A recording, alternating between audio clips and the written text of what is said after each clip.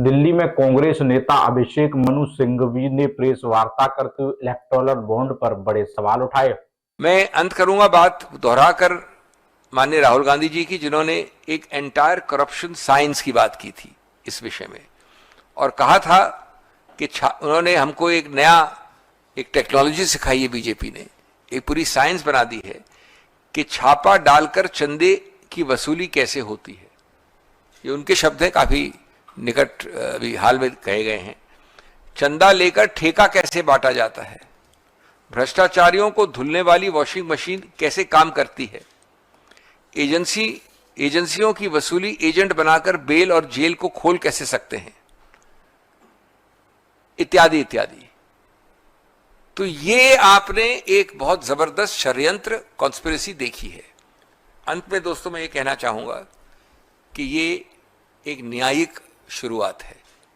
ये न्यायपालिका और न्यायाधीश द्वारा माइंड अप्लाई कर एक शुरुआत, इनिशिएशन है।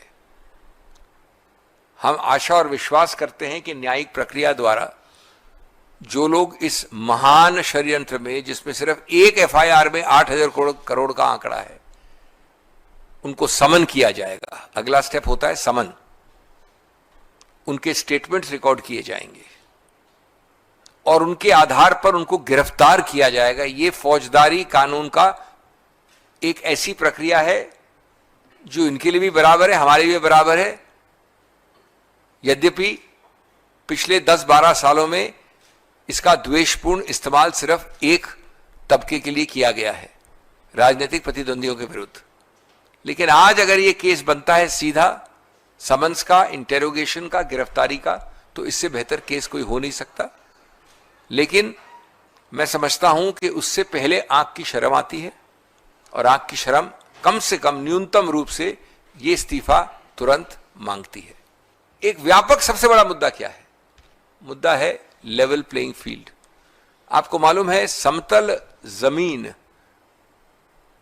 एक निष्पक्ष और स्वतंत्र चुनाव के लिए अति आवश्यक है, और निष्पक्ष और स्वतंत्र चुनाव लोकतंत्र के लिए, गणतंत्र के लिए अति आवश्यक है। और गणतंत्र और लोकतंत्र और निष्पक्ष चुनाव और समतल जमीन इसी कारण से बेसिक स्ट्रक्चर, संविधान के मूल ढांचे का एक अभिन्न अंग बन जाते हैं।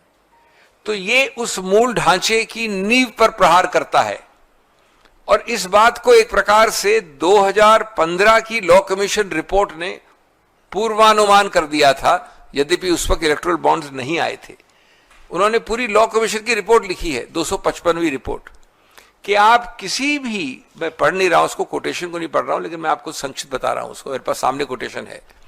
किसी रूप से येन केन प्रकारेण, तौर तरीके बदलकर, चालाकी से, जहां आप रुपया ले आते हैं, तो रुपया, it is undeniable that financial superiority translates into electoral advantage, and therefore richer candidates and richer parties have a greater chance of winning elections, and so on. ये सीधा हमारे गणतांत्रिक लोकतांत्रिक सिस्टम के ऊपर एक जबरदस्त प्रहार है।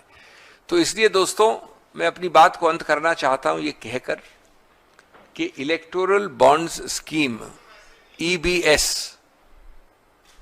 और कुछ नहीं है, सिर्फ एक्सटॉर्शनिस्ट बीजेपी स्कीम EBS, सिर्फ वही है।